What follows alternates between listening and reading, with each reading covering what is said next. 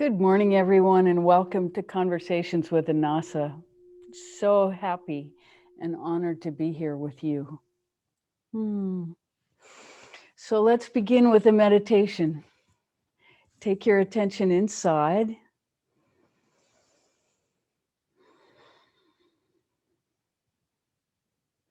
And let's start at the heart center this morning, right in the middle of your chest. Breathe into that center. And between the breaths in that space, say, I am in perfect union. And just continue at your own pace for a little bit.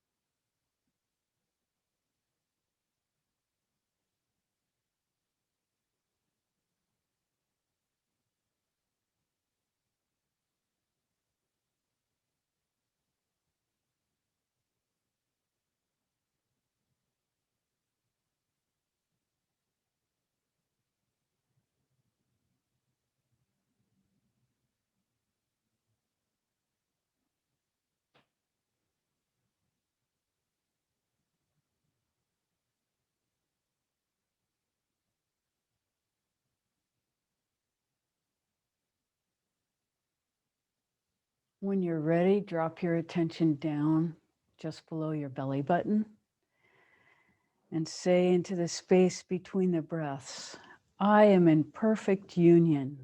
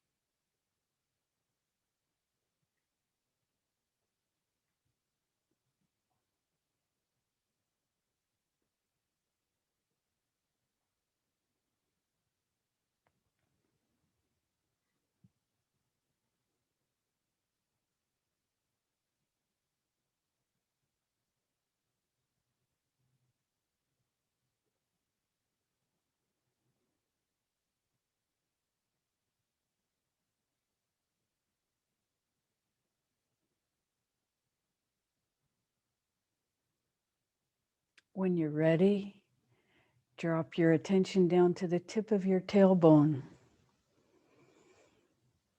and say in the space between the breaths, I am in perfect union.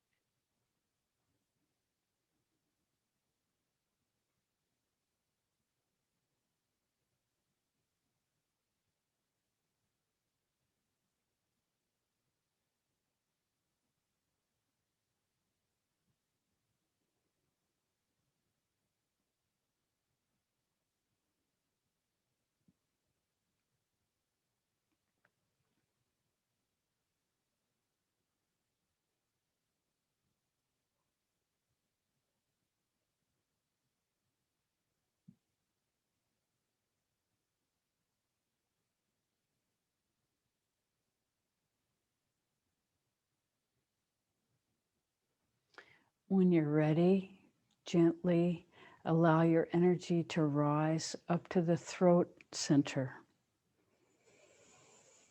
Breathe into that space. I am in perfect union.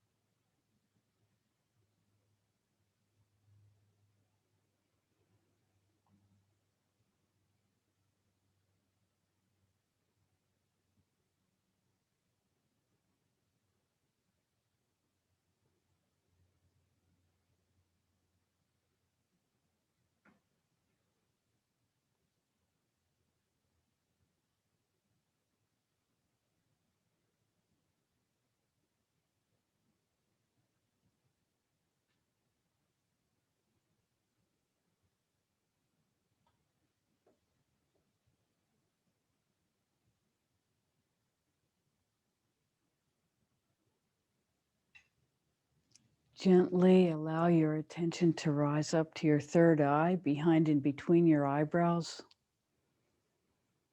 and say into that space, I am in perfect union.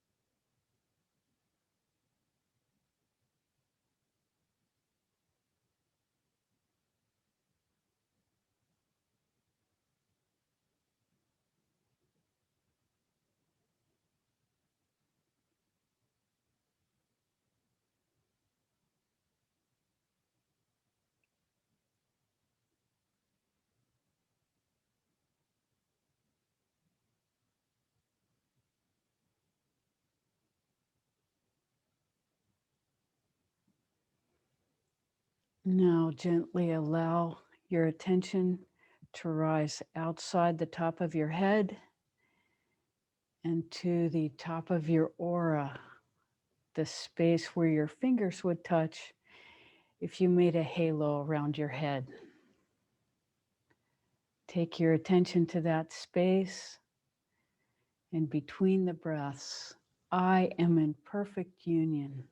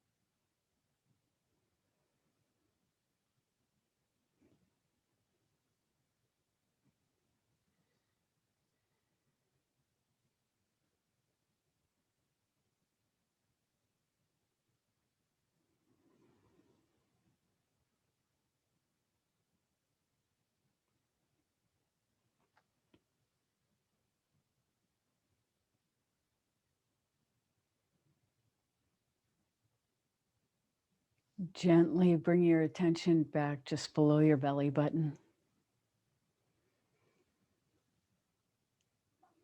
And as you're ready, bring your attention back to this space.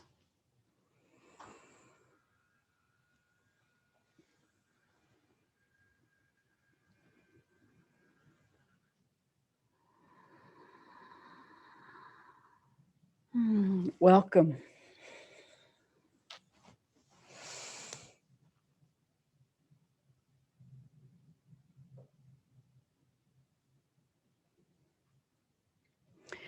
So we'd like to start this morning while you gather your questions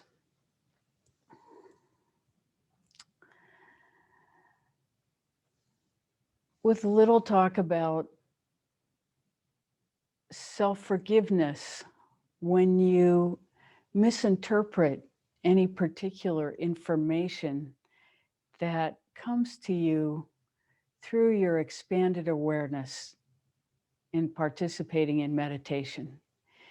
Because we're all empathic, and as these empathic skills become more and more present for us, then there is the opportunity to reality check what we intuit and the necessity to do that, but do it in such a way that we don't harm ourselves or anybody else. Because what happens as we begin to become more and more aware of intuitive experience, we're not 100% correct in how we interpret it. And so the first thing that happens to us when we misinterpret something is the tendency to completely shut it down. And this is the opposite of what to do in that moment. Because here we are, we've been cultivating flow within ourselves. It suddenly opens up and gives us information. And then we discover that that information isn't exactly what we thought it was.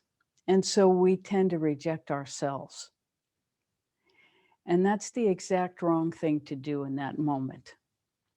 So if you possibly can, when that happens, you breathe into that space that wants to shut down. That's a space of self-judgment. Oh, I got it wrong. And you have to understand, we're not in the realm of rewards and punishment anymore. We're in the realm of self-discovery, which is completely different rules. And so what we do is we go toward that space that feels as though it made a mistake and needs to be punished. And we hug it and love it with everything we're worth. We pull it to ourselves and we say Ho'oponopono again to our deepest self as we reach for the self-forgiveness for greater understanding of what's happening within us. It doesn't mean that the information that we intuited was wrong. It means that it was wrong for the way that we interpreted it to belong in our lives. It may have, so you understand that these things that come in have a timeless quality to them. And so it may have been true in another lifetime. It may be true later in your life now. These things don't always have the most timely quality to them. So if we misinterpret, that doesn't mean that it's exactly wrong. It just means that we don't understand the context for the information we've been given. And so it's important to reality check, but it's also important to sometimes wait for that context to explain itself. So we know this is something that even if it might not be happening for you right now, at some point it will.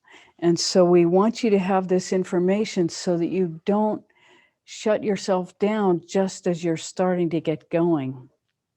And understand that these programs are like training wheels for you to begin to understand what your own potential is in terms of allowing information to seek you out, which is really what's trying to happen as we expand our inner world and the flow of our willingness to participate.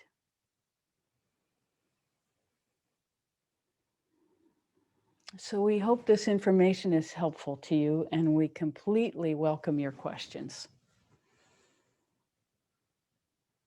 How may we serve this morning?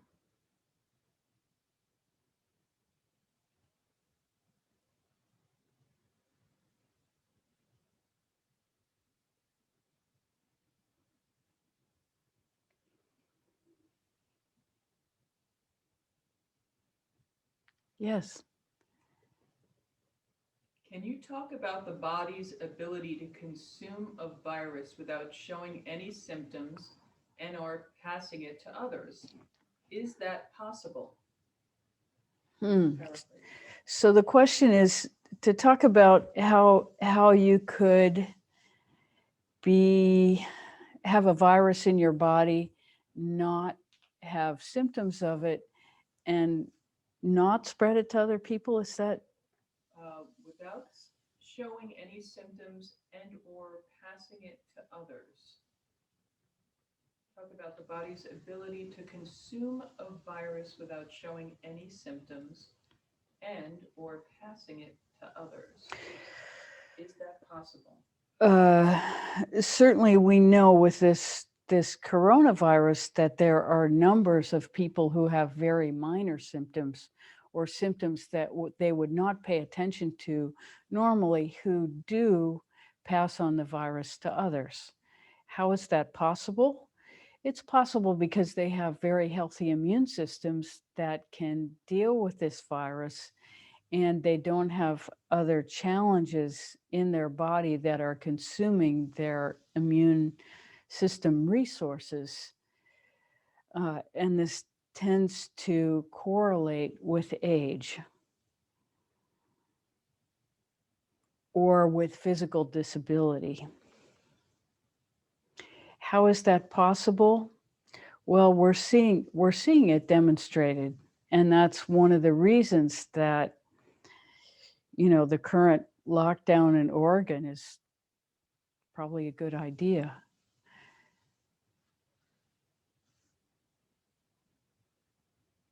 And it's happening everywhere. So it's a good time to be cautious.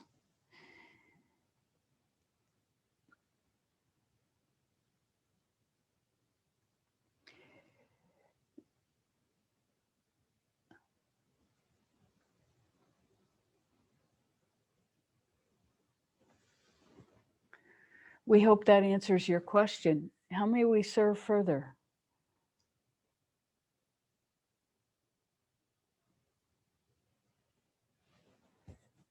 The question is, can a body consume the virus, just the reverse of how the virus consumes the body?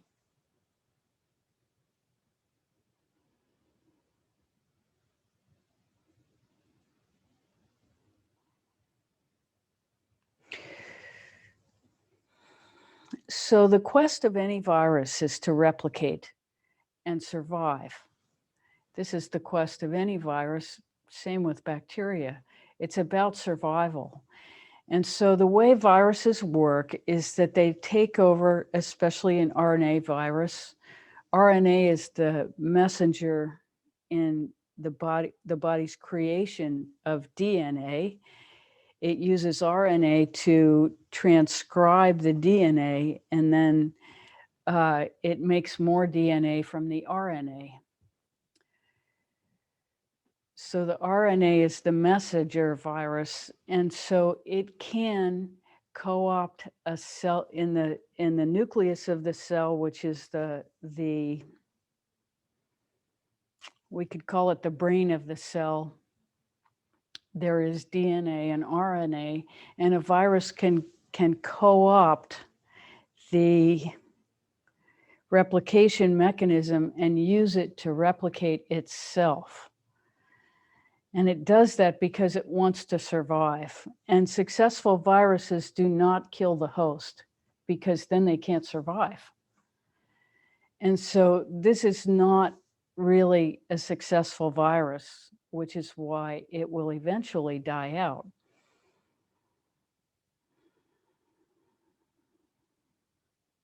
But it is wreaking havoc through humanity at the moment, so it's important that we take it seriously.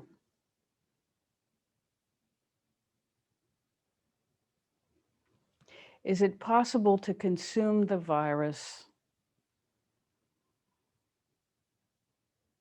and deactivate it? We think this is the question.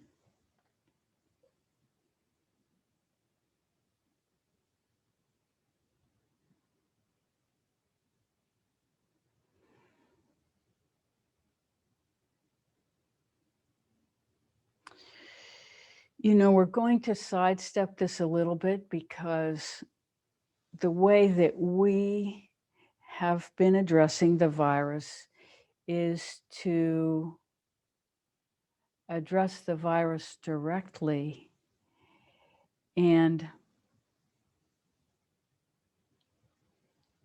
inform it of a better way of surviving, redirecting it to something that is contributory rather than harmful. And so you can view it like this. It's like the negative energy that's off-gassing from you as you are evolving higher. That negative energy gets transmuted into love, peace, joy, gratitude, and that which is beyond. So it is our practice to transmute everything in that way, and viruses are no exception. So that is in process. But what we can tell you is that we understand time, but we don't have time. So we can't tell you when in your timeline this will manifest. We just know that it's in process.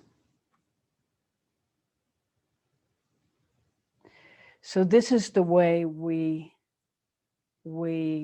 look at that issue. We hope that answers your question. How may we serve further? We love your questions.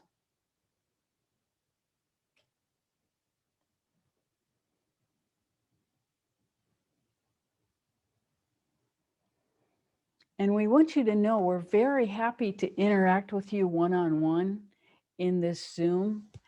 And it's possible that we can work a little deeper with you individually if you would take the plunge and speak to us directly.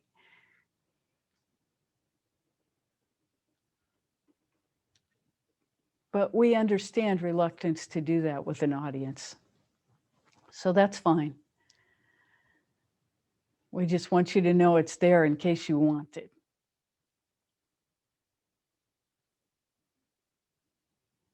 How may we serve further? Yes. I think this question was a follow-up to when you were speaking about self-forgiveness. Yeah. So the phrasing might, Mm-hmm. could you give an example of what that might look like, making an error in the realm of self-discovery?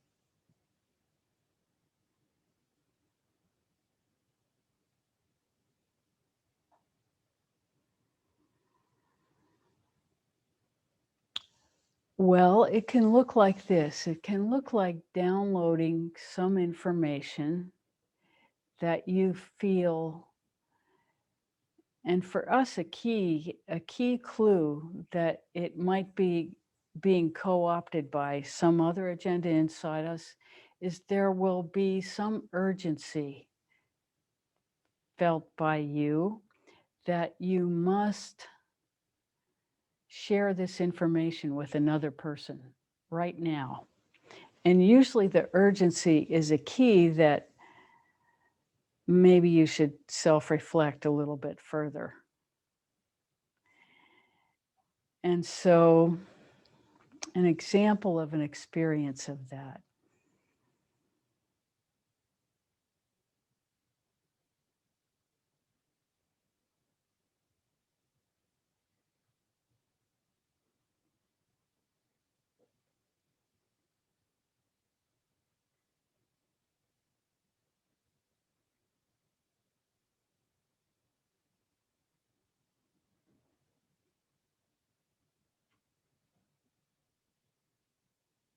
Nothing is coming to mind at this moment, but we'll give you one as soon as it comes to mind.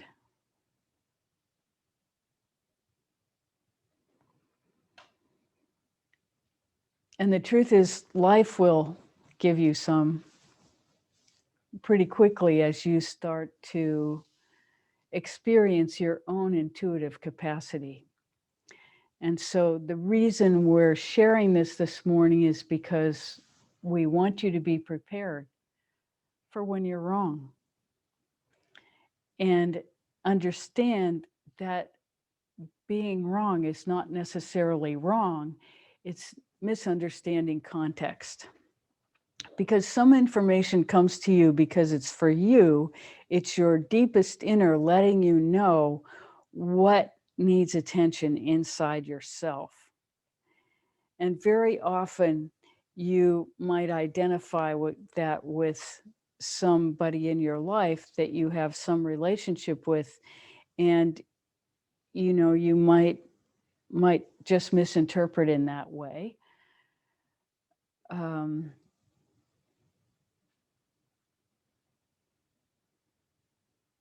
It can happen often when we feel someone we're close to is in danger, and we might be right and we might be wrong. And so if you feel that, it's okay to say to the person, I'm having this feeling that you might be in danger, but I could be wrong. And so you let them be aware, but you don't say, I know you're in danger and you have to be really, really careful right now. That's a very different interpretation. And so learning to be empathic and sharing your empathic insight are part of the same thing. And we just want you to know that it's not always clear how to behave, and that it's okay to take your time. And it's okay to say, I'm not sure. And it's all about learning to be a more expanded vehicle for energetic awareness as our own evolution proceeds. We hope that answers your question.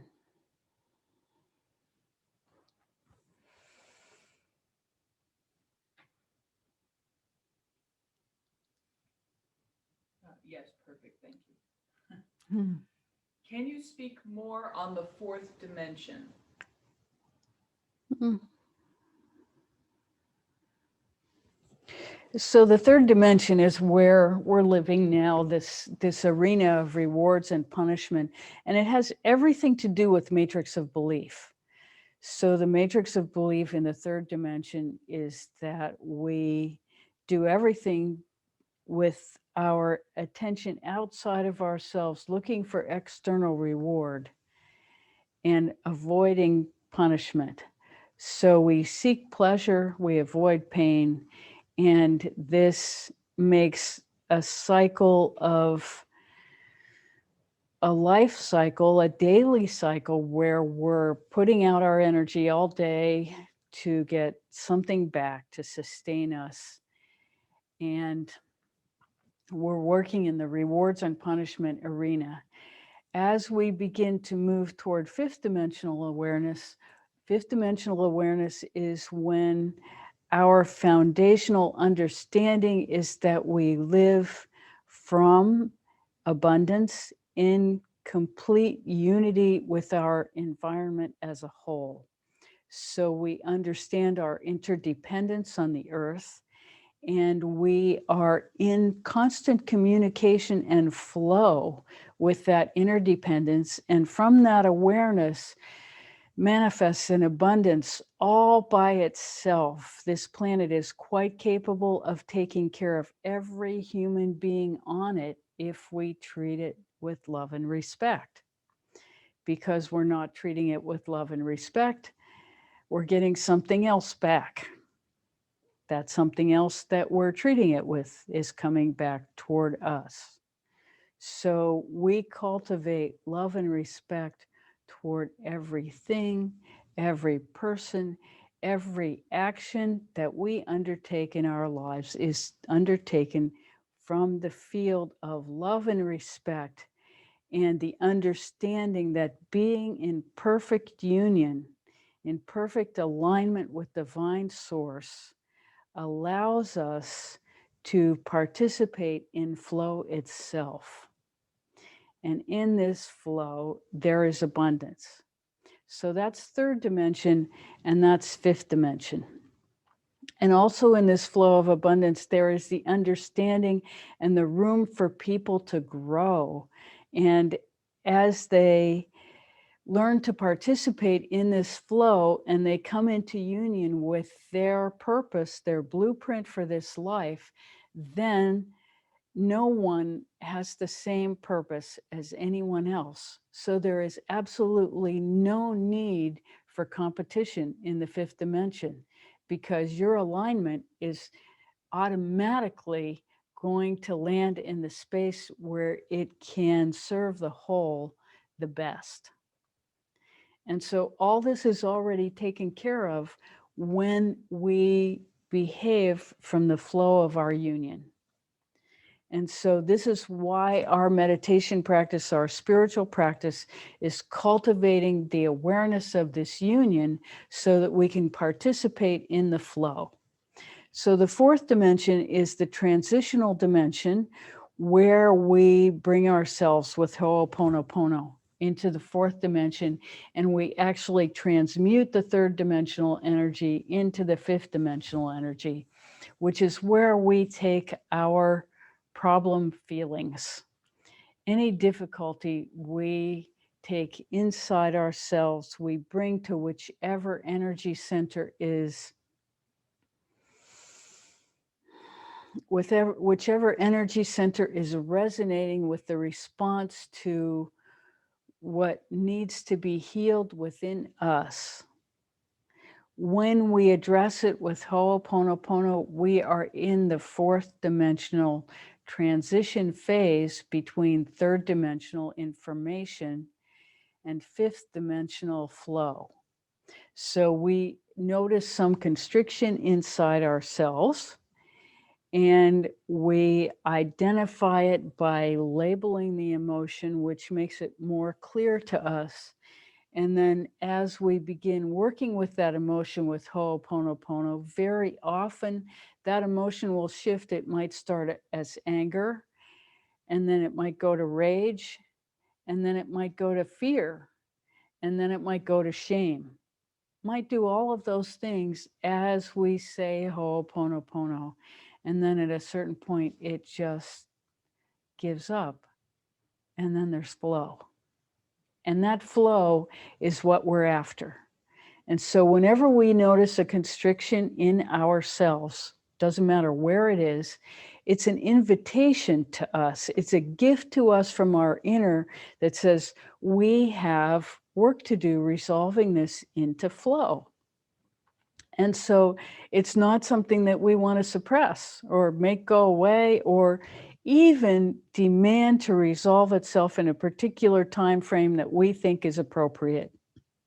It may take us 5 minutes to resolve a particular restriction that appears, and it may take us 5 years, because some of these have become crystallized in that they happen to us in a time period of our development when we didn't have the capacity to dismantle them in a timely manner. And so they became crystallized patterns of energy that is locked into a pattern of negativity in us because we didn't have the skills, like it might have happened when we were a very young child. We didn't have the skills to bring that to fourth dimension and fifth dimension. And so it locked in a pattern in us that's sort of like ice. And so when we bring it to our open hearts and we melt that ice and it turns to steam and releases, that's really the process. But how long it takes there are two things that are really important in how long it takes. One is how much attention we give it and how clear we are that we want to resolve this pattern. And so we just hang with it as it vibrates through us. And yes, sometimes it's really painful. And that's okay, because we're not about seeking pleasure and avoiding pain.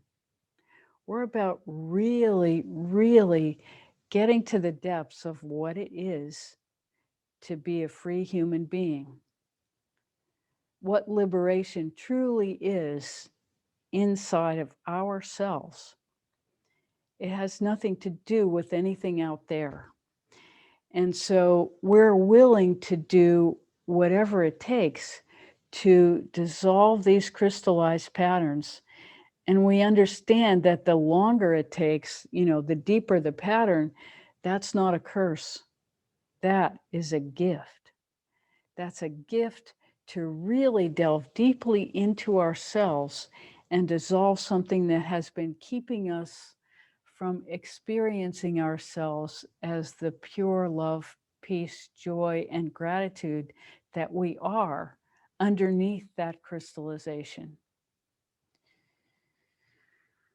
So the process of dissolving that crystallization is fourth dimension. We drag a piece of it into the fourth dimension every time we're aware of it. We say Ho'oponopono. We love ourselves with everything we have because we understand that love really does heal everything. And we bring it to gratitude, first of all, and it helps to live from gratitude. Every morning when you wake up, it's really a good idea to cultivate a practice that says, "Good morning. I am so happy to be here. I am so grateful that I woke up in a warm place, that I have food on my table, that I have this life. However difficult it is, I have this life. And I get to do work inside myself to become more and more of who I am, more and more aware of who I am and what I'm made of. So we would say, wake up first thing in the morning and think of 3 things you're grateful for. Just 3. And you'll discover that it's pretty easy to come up with 3. And after a while, you'll be doing 10 or 15. And this is how to live. This is really how to live. And so there are certain ways in which we cultivate love, peace, joy, and gratitude without having to drag it to 4th dimension. And that's one of them. So, and we can do this every time we sit down to eat. Think of 3 things you're grateful for. We can do it all times in our day. You might just walk through your house and take a deep breath and go, wow, I'm so happy to be here. How amazing. And as you cultivate this in yourself, you become more and more this.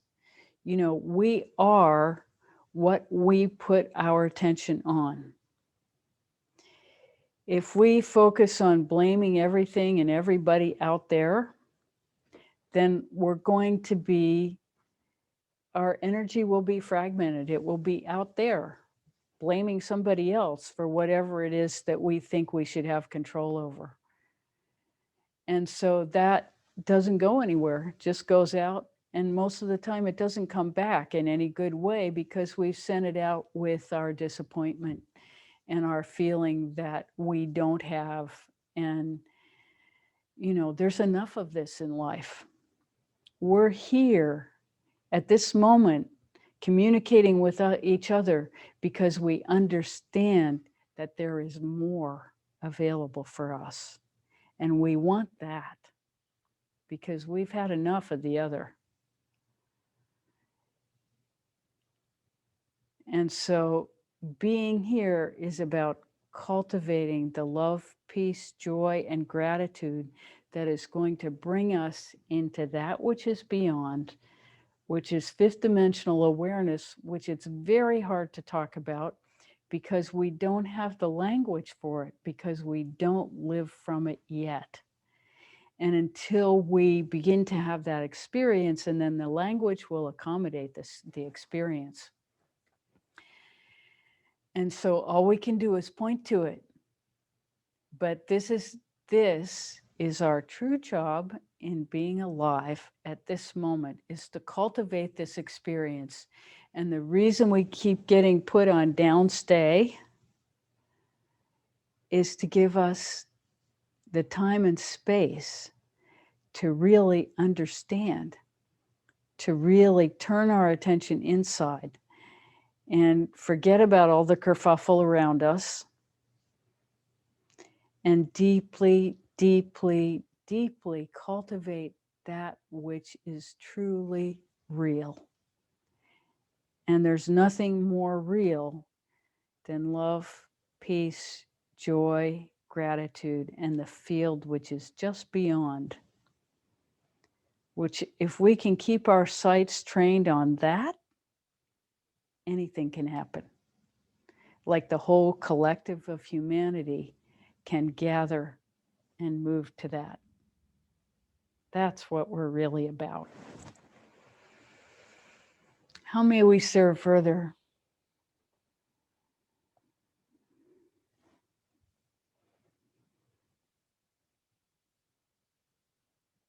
What if that old pattern is intertwined with another person?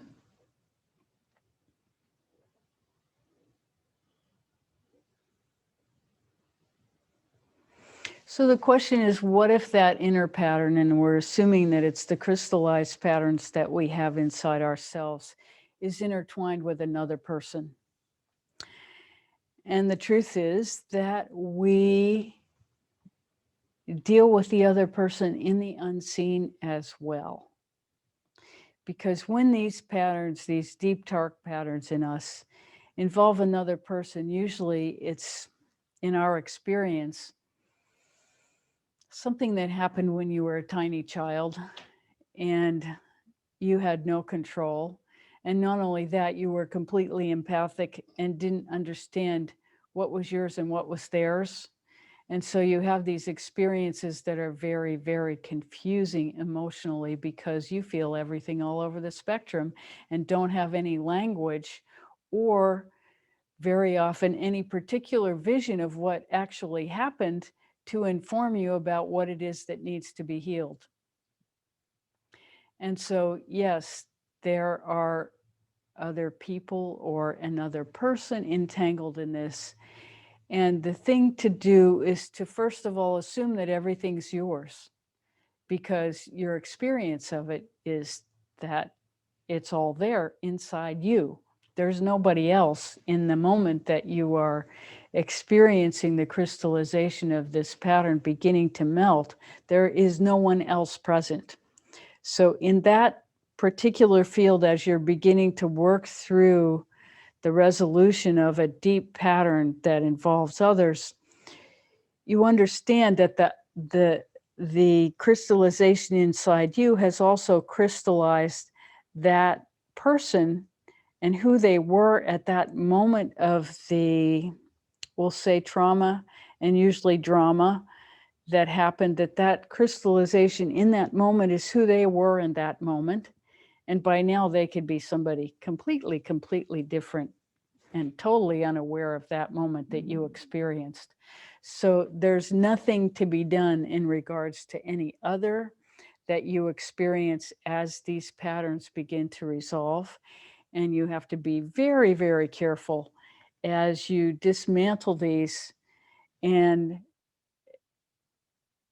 again, we'll come back to our earlier conversation. Whenever you have any feeling of urgency about sharing information with another person, ask yourself about 25 times if you really think that's the best. Here's how you ask yourself.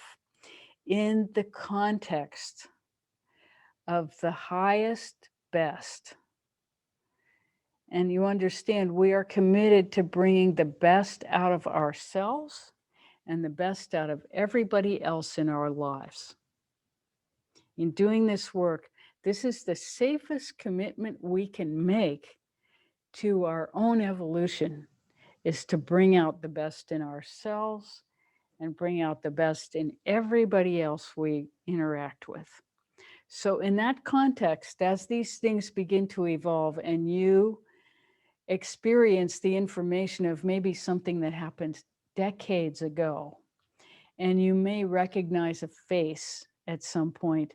Most of the time, these experiences just come and we resolve them and they go, and there's no need for any interaction about anything. They don't really require our knowledge of the exact experience to be resolved within us. Most of the time, that's how it is. Every once in a while, there's a big pattern that will uncover itself, that you see faces and you have experiences of recovered memory from maybe not even this lifetime. Or it might be this lifetime and you recognize the faces and you feel like you must do something. That is the exact moment to get very, very quiet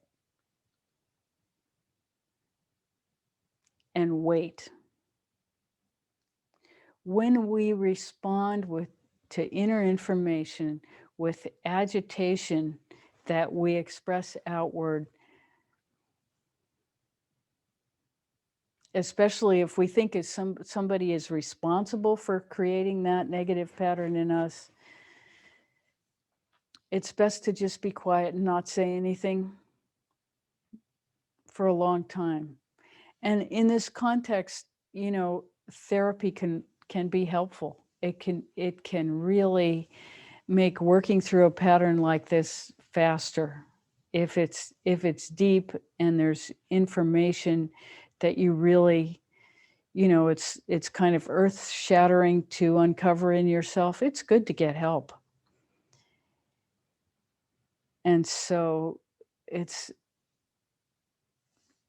That's what we have to say about that.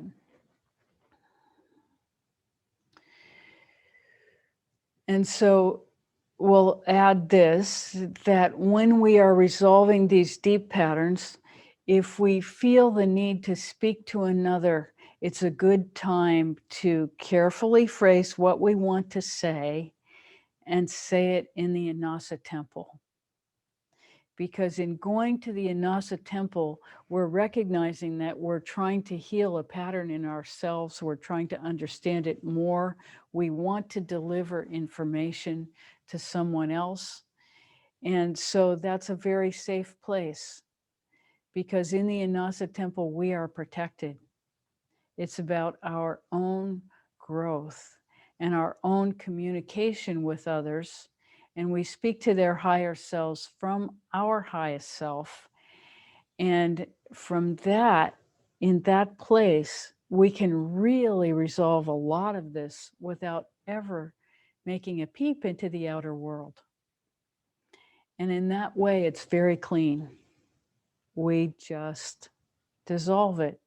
And we're that much closer. When these deep patterns resolve, they leave a space that is brought into love, peace, joy, gratitude, because it's no longer occupied by the density of unresolved conflict from some other time and place. So we hope this answers your question, and we're grateful for it. It's a central question of how to move forward inside ourselves. Thank you so much. How may we serve further?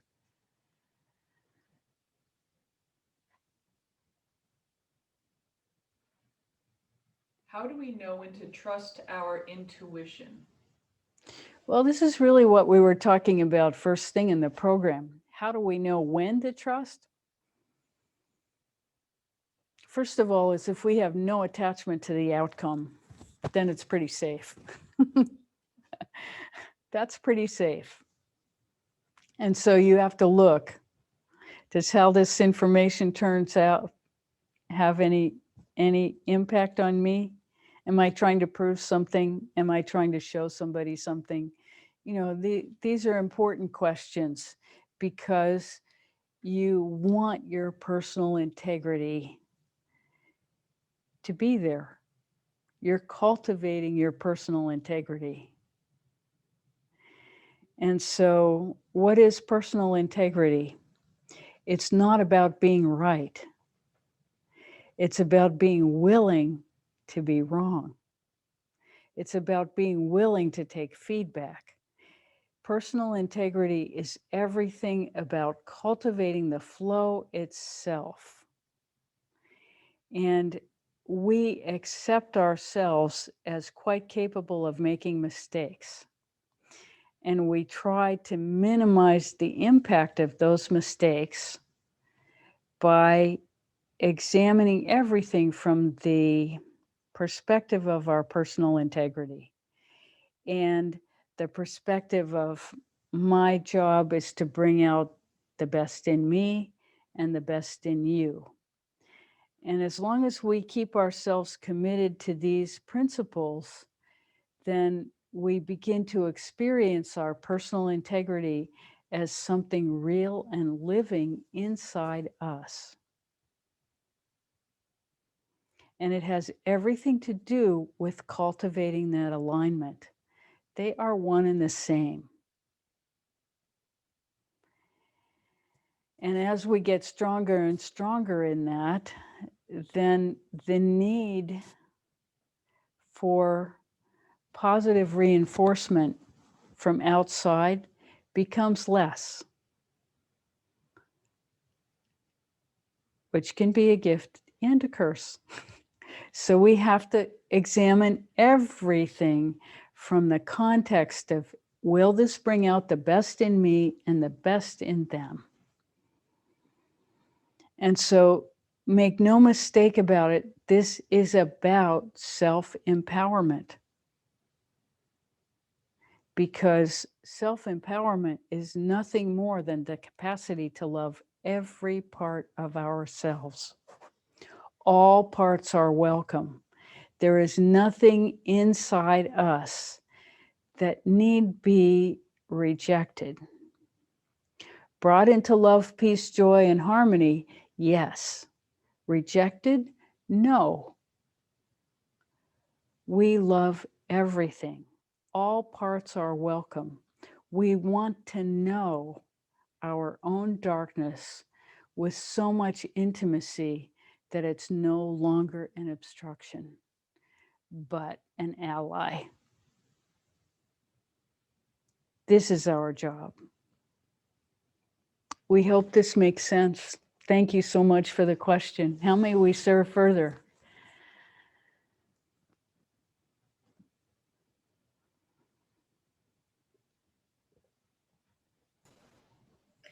Good morning, it's Kath.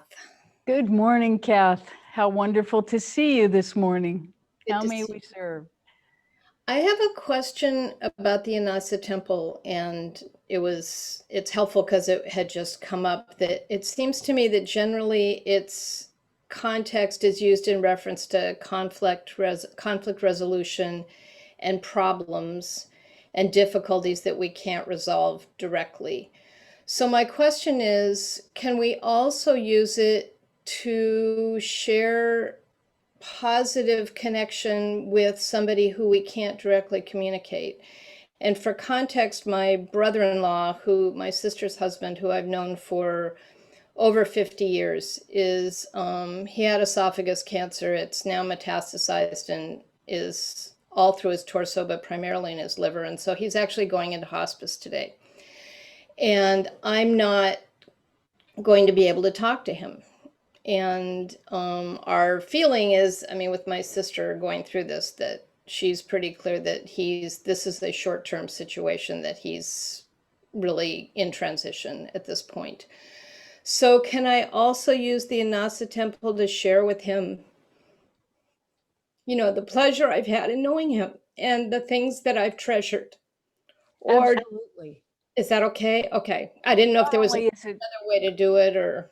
Not only is it okay, it's completely desirable. Because in that context, you have to understand he's in a very vulnerable place. And Right. so you can offer love, peace, joy, gratitude. And the more and more often you do that during this period, this can be your practice during this period, is to really participate in a big way, in whatever way you're called, to go to the Annassa temple and welcome whatever parts of him you are called to participate in. And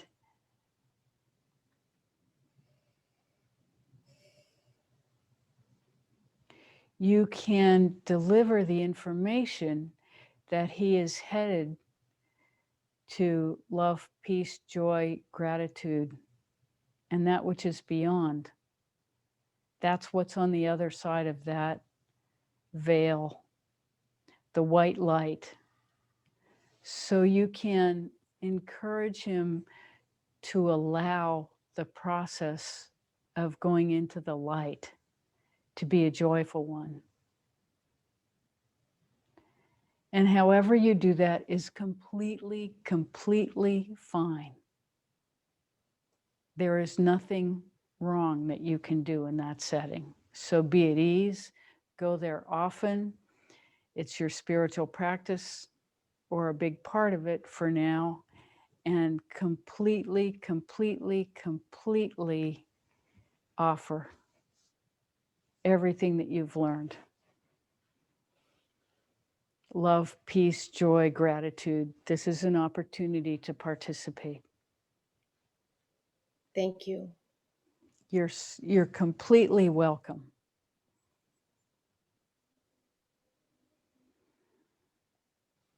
At the same time, it's not your job to take on anything that might arise either. And this is why the Annassa temple is so perfect, because you're surrounded by energies that are capable of taking that on. and that will be available to help. Okay.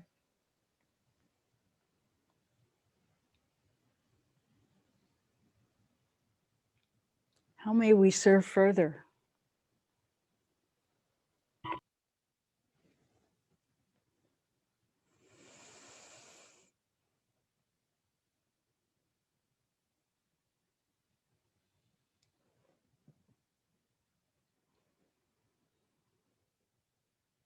We are so grateful and honored to be here with you today.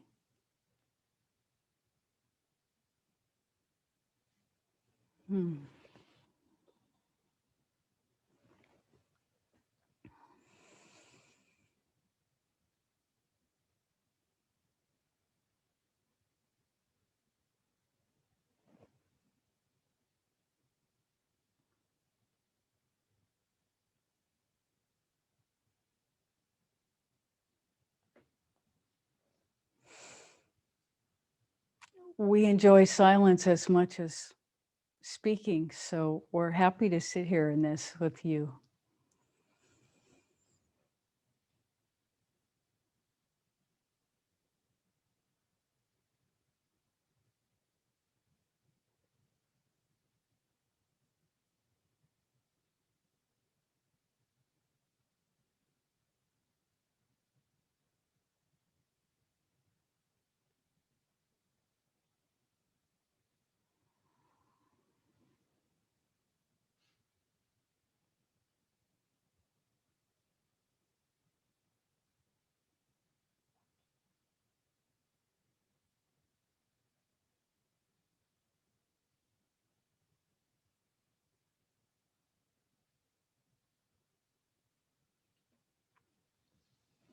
Is there anything we need to know about the astrology right now?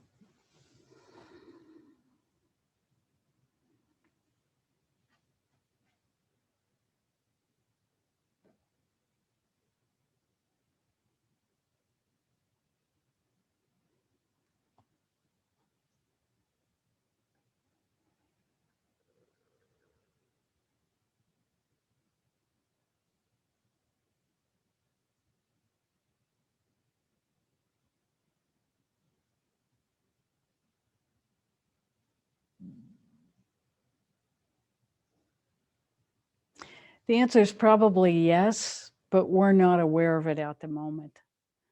So, sorry, not quite available at this moment.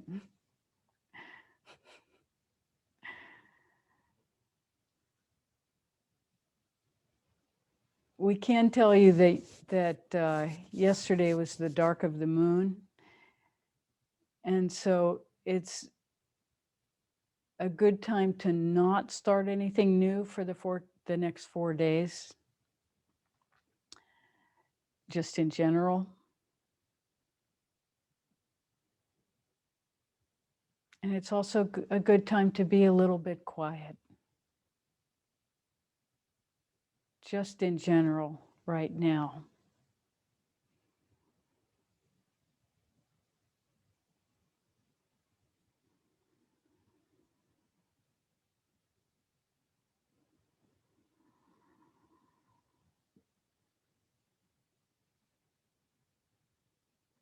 How may we serve further?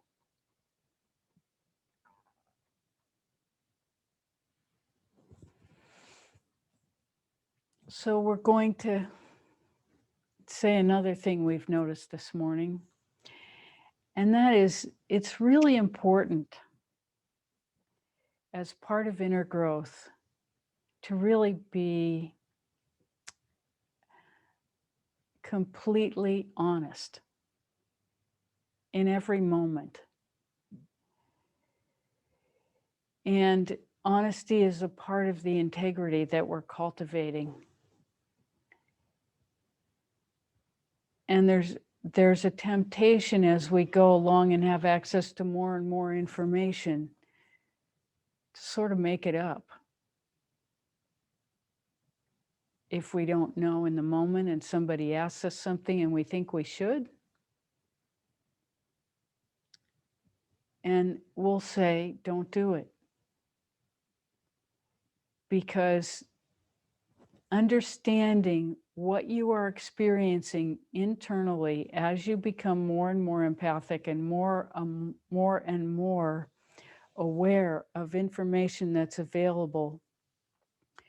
You want to cultivate that flow and keep as much reactivity out of it as possible. And the way you do that is with simplicity. You get very simple and clear about your relationships. You get simple and clear about your message to yourself and everybody else. And you cultivate a really razor sharp line of being honest that you walk. Honesty doesn't mean oversharing. It just means saying the truth of the moment and participating from the clearest part of yourself that you can find to share information.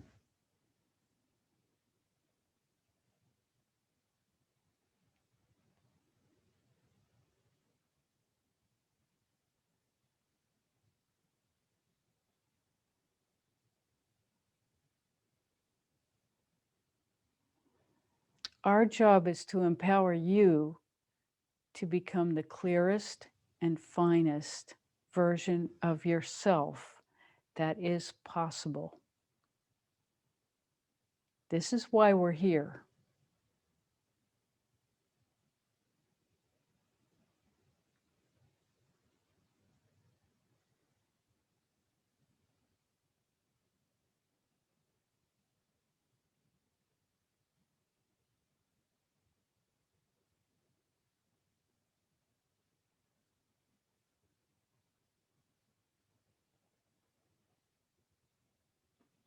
How may we serve further?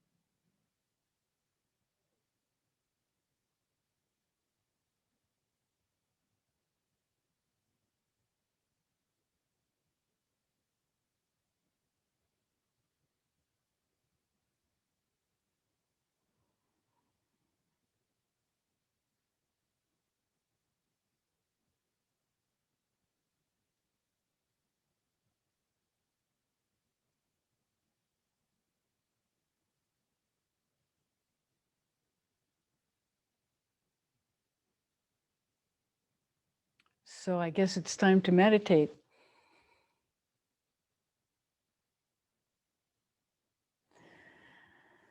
So take your attention inside.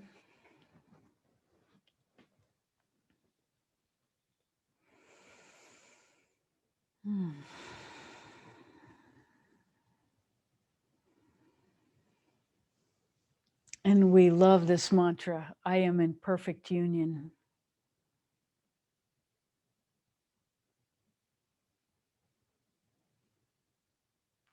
So let's begin with the energy center at the top of our aura. Feel into that space. I am in perfect union.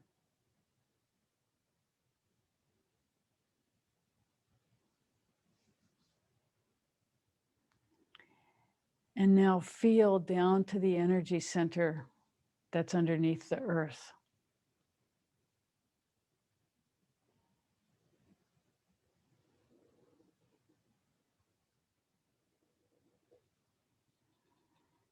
I am in perfect union. And now we'd like you to practice with the entire rainbow body of your being. So you breathe from the top of your aura down to the energy center under the earth. All of this is you, and all of this is rainbow light. And at the two ends, you say, I am in perfect union. Then you exhale up and out. I am in perfect union. Inhale, I am in perfect union. And whatever the pace of your breath is fine. Keep your attention on the perfect union. And you will begin to experience yourself as a rainbow light body.